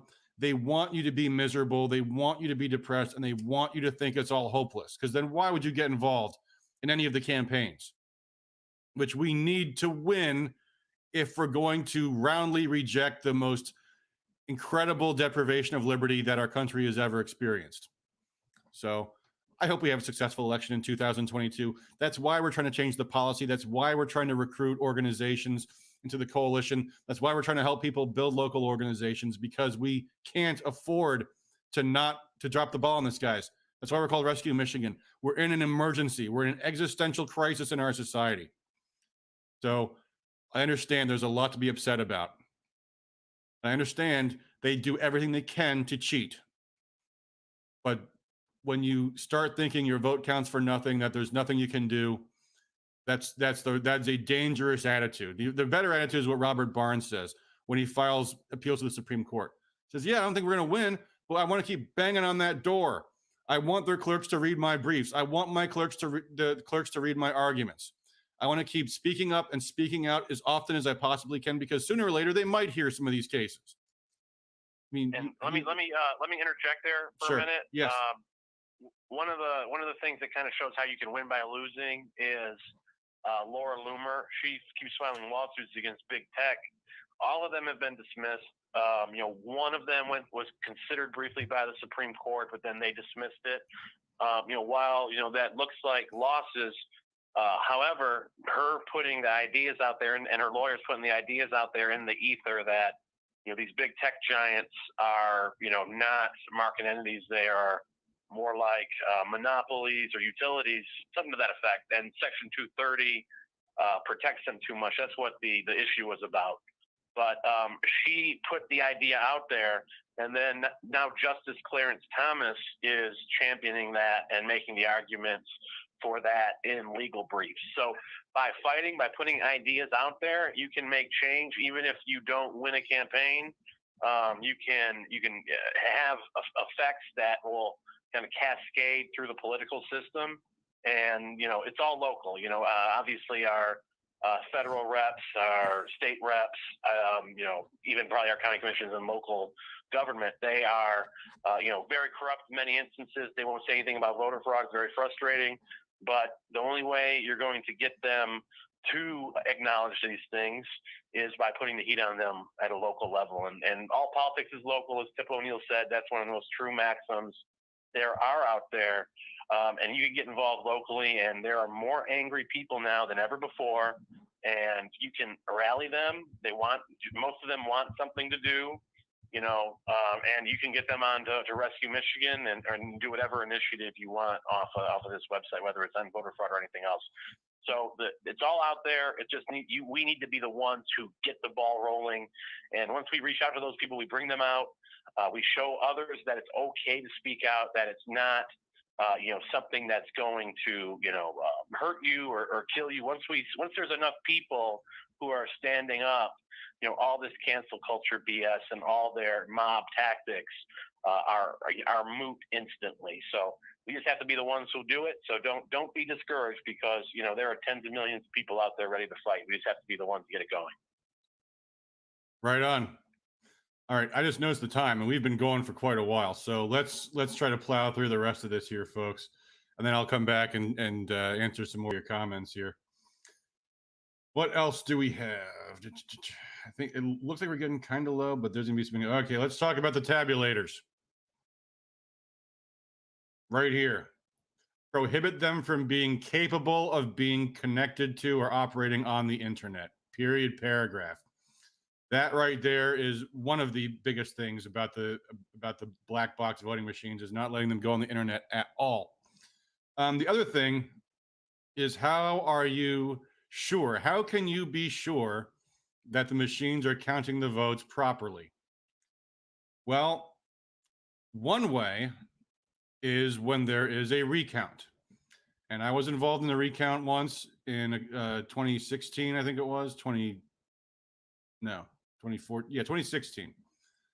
And we looked at all the ballots, and they matched up. There's no question those machines in that recount counted the ballots correctly. The only times there was any discrepancies are when people put a mark on the ballot that should not have invalidated the ballot, but made it that the machine couldn't read it. For example, if you cross off one candidate that's already been bubbled in and then bubble in another, that would be an overvote. But the machine would count it as an overvote, but it shouldn't. It should be counted as a vote for the one that was not crossed off. That was all that happened. And let me point out, because we're going to be talking about audits, and we're going to be talking about recounts in a moment. But the important thing to understand about an audit is that if a machine is somehow flipping votes and there is a recount, somehow a person would have to deliver exactly the same number of ballots being flipped. And that would be very, very hard to do. That would be logistically extraordinarily hard to do, because they'd have to do that without getting caught in every single precinct where they were doing it. And now you're talking dozens of precincts for a state house race, even hundreds for a congressional race. You would have to have somehow a coordinated campaign where exactly the same number of paper ballots were stolen as electronic ballots were stolen. And that is logistically impossible. So as long as there is a robust recount process, if they are counting the ballots again and they see that there's a major discrepancy, then that's going to immediately call into question everything else that's happening with those machines and everywhere else. in Antrim County, they instantaneously found that the machines had counted them completely improperly. And that has led to an ongoing lawsuit, which I don't know how closely y'all are watching this, but the judge this past week allowed more discovery to proceed in Antrim County. So we are pleased to see that case proceeding, and we hope they get to the bottom of what exactly happened with those voting machines and could it have happened elsewhere. But the important thing is that we create a process for a recount. So, and we'll talk about that in a moment, because I'm just looking at what we have on the screen here. And now there's something else going on. Let's see what this does. Any precinct, absent voter, county board location where votes are tabulated is authorized to, okay, more about allowing cameras and video cameras. So you're allowed to videotape the proceedings, everything except for the personal identification of an elector. And you're not allowed to impede an election inspector, challenger, or poll watcher while videotaping or doing that. This came from a legislative bill. So good for them for that. Again, transparency, allowing there to be a visual, audiovisual representation of what happened that a court can consider. Section 801B, this looks like it's doing the same kind of thing. You have more about video coverage. Okay, this allows for the clerks themselves to provide video coverage. So the county, city, or township must make the recording. If they're going to make recordings, they have to make it available on the public website. Secretary of State can make recordings. So individuals can make recordings. Poll watchers can make recordings. Election challengers can make recordings. The Secretary of State can make recordings. All these things are in the name of transparency. And now here, in the name of preserving evidence, all ballots used in any primary or election may be destroyed after. We're extending the deadline from 1 month to 6. So it used to say 30 days, now it says 180. So that records are preserved. Let's see here. The affidavit, we were removing the affidavits altogether. That's why that was crossed out. We talked about that already. The canvassing period. Let's talk about the canvassing period for a moment here. Extending it from 2 weeks to 3 so that they have more time to make a proper conclusion. And now with respect to what happened in Detroit, where they certified the election under extreme duress. So we say the canvassers shall not certify the election if more than 5% of the precincts are out of balance by more than one vote. And we're going to talk a little bit about how Detroit was making precincts just a little bit out of balance for a certain reason. But the important thing is, if a lot of precincts are unbalanced, you can't certify the county. And further down, we also say if they complete, here we go, if they complete their canvass and someone affirms that they made the certification under duress, they can rescind it. Remember what happened a day after the Wayne County Board of Canvassers certified the election? The Republicans both said, we want to remove, it was made under pressure. We shouldn't have done it. We didn't know what we were doing. We want to rescind certification. The commie punks laughed about the fact that they had no recourse. Tough shit, the Secretary of State said. Didn't say it quite like that, but ha ha ha, you can't take it back. We're moving on. No, we say here, if you've made certification under duress because the mob was knocking down your door, you can still rescind certification. So there's that. Have here. All ballots used at a primary general election must be retained and may only be destroyed after 180 days. So there's plenty of time for evidence to be considered. And now going back to the machines, talking about recounts. What we have here is to allow each political party, each county party, to pick one precinct, one race where they can call for a recount. So now think about the mechanics of how a machine could be used to rig an election. If after the election, one precinct, which you don't know which precinct because they won't choose it until after the election, any one precinct is going to be recounted and you don't know which one it's going to be. Well, now your algorithm has a problem because whichever precinct it is, if you have altered the results of that voting machine somehow, the recount's going to find it. And that makes it a lot harder for them to somehow electronically hack into the machines and change what the results are. But there is the issue of whether or not a precinct is recountable. And we are going to address that, I think, right about now. So let's see. Here we go. Yes, this is there's a lot of language on this, but what we're doing is saying if a precinct is not recountable because it's out of balance or the seal is broken, right now the current law is you can't recount that precinct, period. And the reason why you wouldn't want to recount the precinct is because if the seal is broken on a ballot box, well, what happens if someone stuffs in a bunch of additional ballots, right? And that makes sense. But the problem is that what Detroit seems to have been doing, because, it would be racist to say they were just completely incompetent because they were 70% out of balance in the August primary last year. I think 40% out of balance in the general election last year. It'd be racist to say that that was out of gross incompetence. So if there was another reason, the reason might be that if the totals are off, if they're out of balance by just one vote, the precinct is declared unrecountable. And now you got a problem because whatever is on those ballots, we'll never know. The precinct has been deemed unrecountable. So what we change here is to allow for what's called an informational recount. And what that means is that if there are new results, the recount wouldn't automatically trigger the results to be counted. But if it comes to a court case, a judge can consider it. And a judge can choose the proper remedy for the situation. So, for example, let me see if I can find you. So here we say, and also being off by only one ballot is not big enough of a difference to make a precinct unrecountable, because that's what most of them were in Detroit, was off by one. So if they suddenly turn out to be off by two, then something funny's happened. But if they're off by only one, that's not enough to make a precinct unrecountable.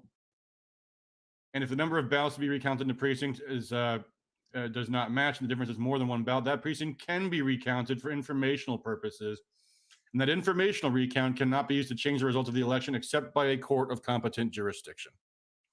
So that is how the truth can be known. At least the truth about what's in that ballot box will be known. Doesn't mean it automatically applies, but it means a court could apply it. And at the very least, the public will know. Next here we have all the rest of this is about informational recounts. So we've done to prevent things from happening with the machines is some precincts can be recounted. And also, candidates and campaigns can request recounts too, if it's close. Counties can now recount any precinct they want. A hacker would not be able to know which recount would be, where the recount would be conducted, so they couldn't just not hack that place. And again, the machines could not be connected to the internet, period. So substantial policy changes to prevent the electronic manipulation of ballots. What else do we have here? Let's see. I think we're still just updating language to remove the prohibition on recounts here. We're still talking about informational recounts, not recountable. Okay. All right. We're getting to the very bottom here, folks. So we're just about ready to wrap up, and then we can start looking at your questions. But here we go. An election official shall not accept from an individual or entity, directly or indirectly, any of the following: gifts of money or goods for the administering of an election. It is a felony to accept money for an administration of an election. And likewise, the state, department, agency, commission, boards cannot accept gifts of money for any election-related activity. So total prohibition on private financing of public elections. And that's where this document ends.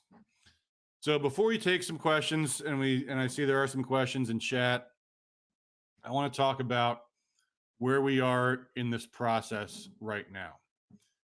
The next thing is going to be getting buy-in from the major entities that are going to be supporting this. And we are still in discussions. Yes, I've talked to Marion Sheridan. Yes, we'll be talking with the Amistad Project. Yes, we'll be talking to attorneys of the state party so that we all come to the same page, we all are in this together. We can't have 3 or 4 different competing citizen-initiated laws to change the election. It would be a mess. But all of us have a common interest in fair and free elections. And if there's going to be any paring down from what we have here, the only reason would be if we conclude that some of these elements are not as important as making sure that we can overcome the objections that we know the other side will make, claiming that people didn't know what they were signing when they signed the petitions. There are some elements that we did not talk about in the proposal here that we may want to add, and that is where we have, I think we are in the process of meeting with some very high-powered attorneys who are experts in election law to talk about things like legal remedies, standing. How can we force the courts to hear these cases? We saw there were a lot of ways that courts were employing to ignore litigation It's like Robert Barnes put it best. He said, it's unripe in spring, standing in summer, latches in fall, mootness in winter. And the courts are repeatedly refusing to hear these cases. So there are some policies that we're going to have to get right here, and we are still in that process. William says, I have no faith in the Michigan Republican Party. I know where you're coming from, buddy. I've been involved in politics for 10 years or 13 years now, just about. And I know where you're coming from. It is the norm, not the exception, that their party is a welfare office for lazy consultants. That being said, I have confirmed the party is highly interested and motivated in election integrity. And we will be talking to them and making sure that what they propose, because they are interested in putting money into this and making it possible. And that's a good thing. It is critical that we get the policy right. And we see eye to eye on this because they don't want to have volunteers going out, collecting signatures for a petition that's going to be criticized and attacked. We all understand we need to thread a needle here and get the policy right. And that's going to be something that's going to have buy-in from the activists, from the grassroots, buy-in from the state lawmakers, and buy-in from the donors. And that is where things are now. And again, it is absolutely critical that we take our time on this. It'll be about a 6-month period. We have a 6-month period. I think we'll probably get it done in 3 to collect the signatures. We need to get this sent to the legislature in a veto-proof bill.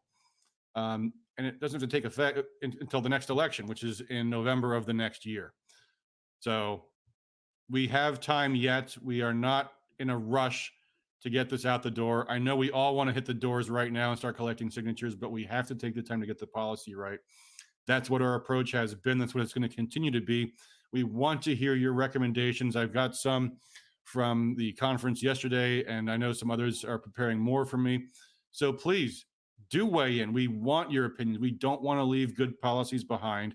We don't want anything in here to be a bad policy. We don't want there to be any loopholes left open.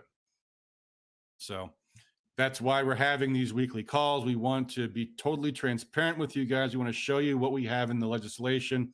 We want your feedback. We want your input. We want your support. So with that, I think we should maybe take some questions. And it's been a little over an hour and a half. I'd sure love to be finished by 10, but Shane, I've been talking for a long time. My throat is dry. Do you have anything you'd like to share about all this stuff? Yeah, just I understand how infuriating it is. Where you have to be patient. We cannot, get out there and fight back as things worsen. Seemingly, exponentially by each passing day, it's getting worse. So it's just wild what's going on. But we have to keep our wits about us.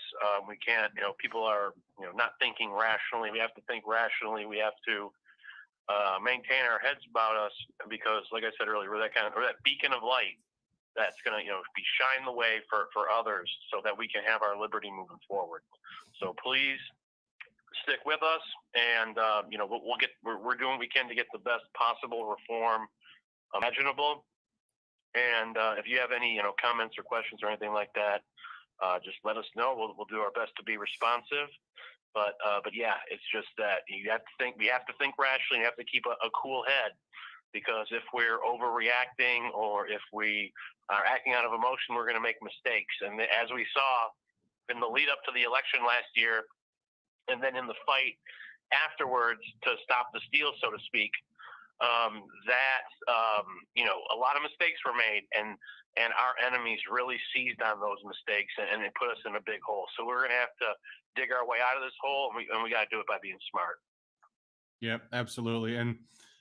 And by the way, we have a blog at rescuemichigan.com, and I just posted this last night. This video, it's under the recommended reads section. So if you go to articles, there's different categories under recommended reads. There is this video I posted from Viva Fry is his name, and oh, my screen is so narrow that it's there's the video. What's going on in Canada, which is to the left of where we are, and it is absolutely terrifying. They are under total lockdown, martial law, police state, lunacy, neighbors snitching on neighbors. You think we've got it bad? You should watch this little video, folks. And this is where we're going to be tomorrow if we don't fight back.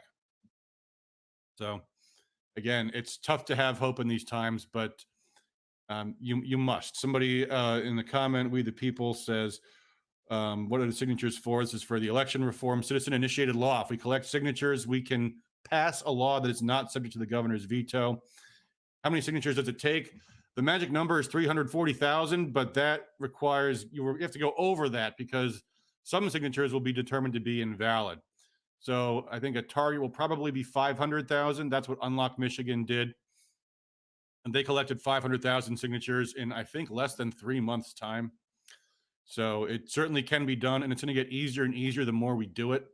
In fact, we may want to do a citizen-initiated law on Unlock Michigan Part 2, knocking out the public health code that the governor's been using to reinstate the lockdowns, which is the last leg she has to stand on for doing that.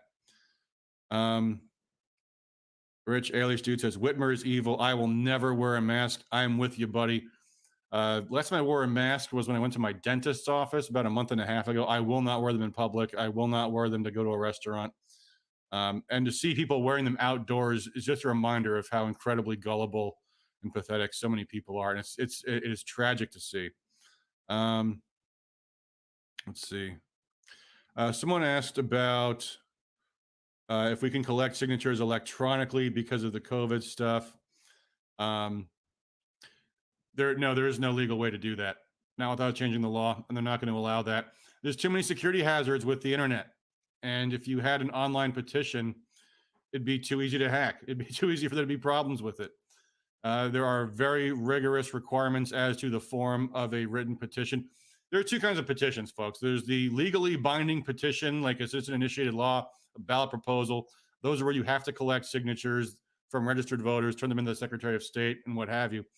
And then there's less formal petitions like write your member of Congress and tell them to vote no on HR 1 or something like that. And those are also petitions, but they're not legally binding. And those are what most online petitions are. Although, to be honest with you, quite often an online petition is really just a way for someone to capture your email address. And whether or not those petitions are actually being delivered, I guess goes back to our discussion earlier about what groups you trust. So, yeah, be careful what you sign out there, folks. Let's see. Lemon James says, my suggestion is that we implement the policy of hand counting boards. Well, the problem with that is that you have to remember when you are tabulating ballots, you're not just tabulating one campaign, one race, one vote.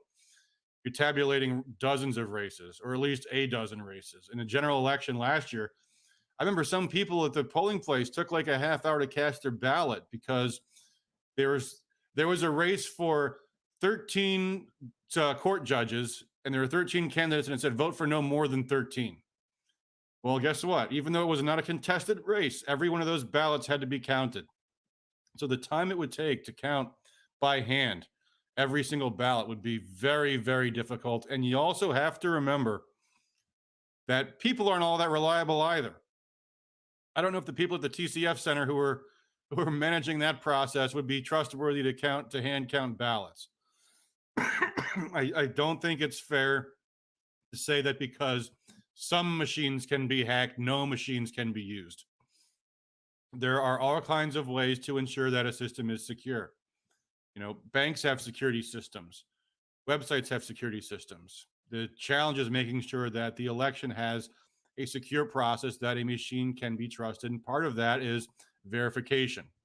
So there are ways that machines can be used, and that process has to be corrected. But I think if you talk about going back to the total hand counting of ballots, you've got first logistical problems, and second, the problem that, again, elections are an adversarial process, and people aren't necessarily more trustworthy than a machine. Let's see. Governor Whitmer and her HHS director are totally fascists, telling parents that their 2-year-old to 4-year-old must wear a mask at all at daycare. Yeah, that is absolutely disgusting and morally obscene. And it is incredible to see these so-called experts just totally disregard not just common sense, but things that have been shown by expert studies that, for example, young children need to see faces. It's how they learn. It's how they socialize. And of course, young children, science says they can spread the illness, but they don't really catch the illness. So you are punishing young children for something that does not harm them directly. It's absolutely disgusting. It's atrocious. And yeah, Joni Caldoon, I remember before the COVID thing started, she tried to declare that it was a health emergency that we ban vaping products because young people were having their lungs were caving in from the vaping products. And of course, all the cases of serious lung complications from vaping products were linked to illicit marijuana products that contain vitamin E acetate, not tobacco vaping. So much for science on that. But she declared it an emergency to go around the legislature to ban flavored vaping products. Absolutely nonsense. And incidentally, just as one of the big tobacco companies was planning to launch their own alternative vaping product, gee, wonder what happened there. Now, these people are partisan hacks. They've been acting in bad faith, and they need to be confronted as such. And if you're running for office or you're out knocking on doors, don't be shy to tell the truth about these people. All right. Greg, statistics say most COVID victims wore masks regularly. Well, yes, and you know, the obvious point, Michigan has had the biggest lockdowns or among the biggest lockdowns, and it still has the worst statistics. So what's going on there? Anyway, folks, I see a lot of comments about COVID, and we could talk about this all night. My throat is getting pretty sore. We're coming on 2 hours. I've gone through a lot of legislation. I'm not used to talking about this. Robert says, good Viva Fry video. Robert Barnes is great. Yes, and again, folks, we all have our favorite media sources, and I use our blog to share some of my favorite sources, so feel free to check that out. Yeah, Robert Barnes is great, and we might be talking to him a little bit about our legislation too, by the way. So what else do we have here? All right, well, I see some comments in the chat. I see a lot of comments in the chat. I am exhausted, folks. I think we might end up doing more of these. Our original plan was to do once a week, and we had one past Saturday. We were doing them on Saturdays. We did one today because yesterday we were at the Save Our State conference. And I feel like there's a lot that's happened this past week that we haven't had time to go over. There was the hearing on the Antrim County lawsuit last Monday. There was, people are talking about a lot of different issues. There's Governor Whitmer proposing permanent rules to mandate masks. Just so you all know, that can be at least delayed for a very long time by the legislature. And again, this is breaching a whole new topic here, but maybe next time we'll talk about JCAR. Maybe I'll do a video. I made 2 videos last week, and there were so many things were happening. I never actually posted them on the site, so I got to get back and doing that. Renee says, why are we trusting Benson to verify signatures on the last petition?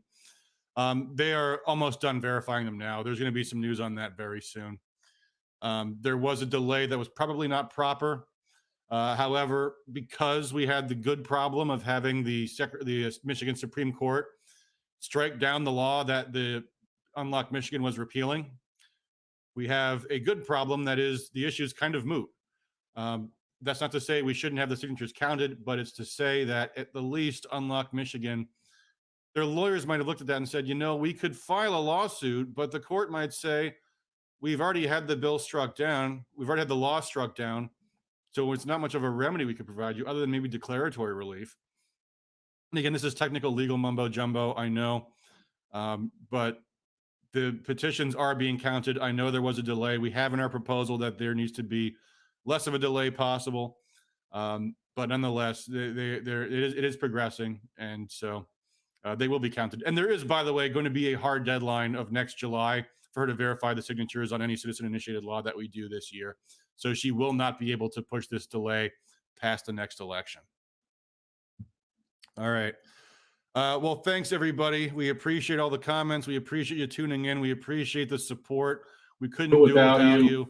So those who contributed, thank you very much. Tonight is actually, this is the last night that Dudenhofer, David Dudenhofer, the dude, is going to be matching your contributions. So if you'd like to support Rescue Michigan, please contribute, because tonight is the last night those donations will be doubled. So thank you all for all the work that you're doing. And next week, we'll probably have more to talk about with some of the tools on our website that we're building. In fact, yes, let's end on this.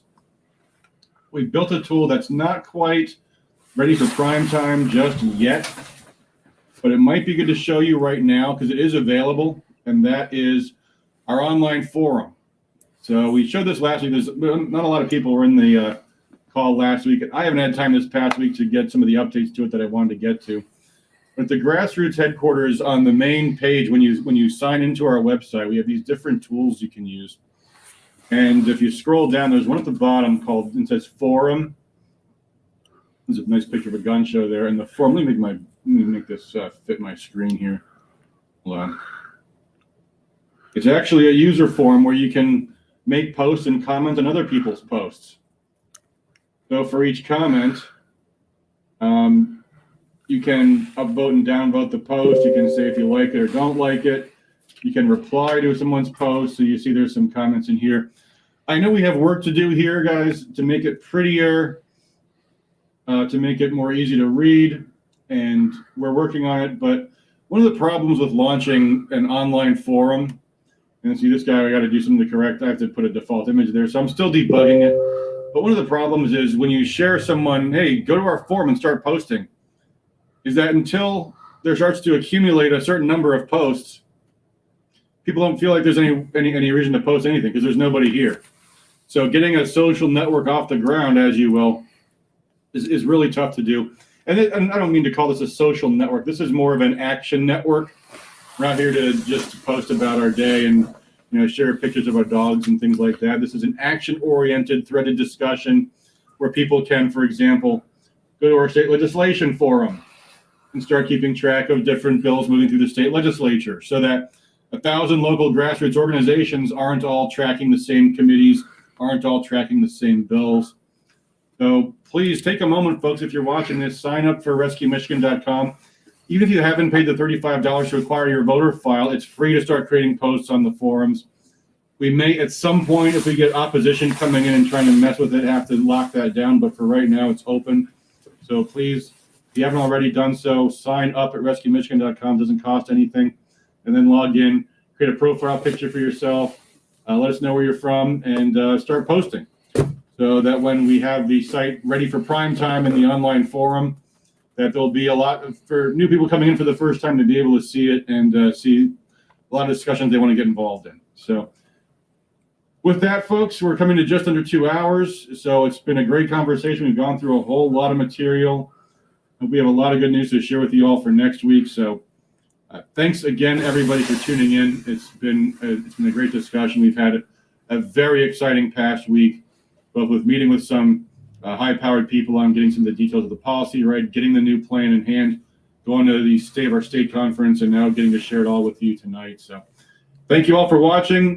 Stay with us. We'll be back next week, and hopefully we'll have some more videos and articles and other things to share with you through the course of next week. So thanks, everybody. Hope you had a great weekend. Hope you all have a great week. And until next time. Okay. Guys, so I wanted to jump on here real quick and just explain why we aired that. Over the last 2 days, we have heard from multiple people, from multiple speakers, from multiple parts of the country. How do we get involved at a local level? How do we get involved? How do we take action? Somebody sent this to me, and I wanted people to really understand that it's not about what I want. It's not about what Scott McKay wants. It's not about what any one of us wants. Is what are you willing to do to take back the country and the power seats in the areas of the country that need it the most, or even at your local levels? Who are you going to support? Hold on a second. Extreme is my new good. Who are you going to support? Are you going to are we going to sit back and allow a bunch of left-wing liberals to take control of our country? Or are we gonna organize at a grassroots level and start taking back the power seats, starting at the very bottom, at even our local PTAs or school boards, county boards, city boards? We have to focus local, and we have to start standing up. This guy has put together a pretty good broadcast in regards to what they are doing at the Michigan level, who they are working with, what they are doing. What we are looking at doing is using that same platform and duplicating it into every state of this union. Because quite honestly, this is how we get our voices heard. So people, just because I tell you, find it in yourself. JFK famously said, ask not what your country can do for you. Ask what you can do for your country. Right now we are in dire straits in this country, and we need to fuel this revival. We need to fuel this movement, because this movement isn't going to fuel itself. If we don't take action on our local levels, this movement will die before it ever starts. If we don't make sure we help those that are running for political office, that are taking back those power seats, even if you're not able to yourself, if we can't get behind the candidates who support our values, who support freedom, who support our patriotic duty, who are willing to uphold and defend the Constitution of the United States against enemies, both foreign and domestic, if we can't support them, then we've already ceded to the left.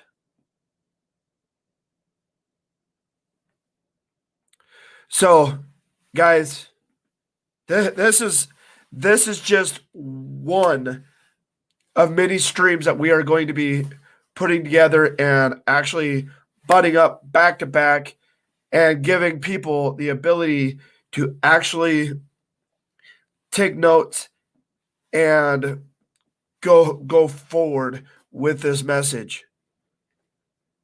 We're gonna, tomorrow morning we are going to be live at 10 a.m. We are going to discuss the platform and how we are moving it forward, what we are going to be doing, who we are going to be working with, so on and so forth. Because quite honestly, you guys this has been a springboard for me, a very unexpected springboard. But I'm not doing it for myself. I'm not doing it for the fame and the fortune. I'm not doing it to make money. I'm not doing it for Shane's ego. What we are doing is for you guys. I personally am not a person that has ever been very good at going live. And this is just me being blunt. I was not a media personality. I am just as a simple of a man as anybody else out there. So again, share this message, share this broadcast, because quite honestly, just like Clay said last night, and many of the speakers said last night, it is time to wake people up, to rise up, to take back these power seats. With that, you guys have a pen and a microphone. The silent majority can no longer stay silent. God bless you guys. God bless the United States of America. We will see you at 10 a.m. tomorrow morning.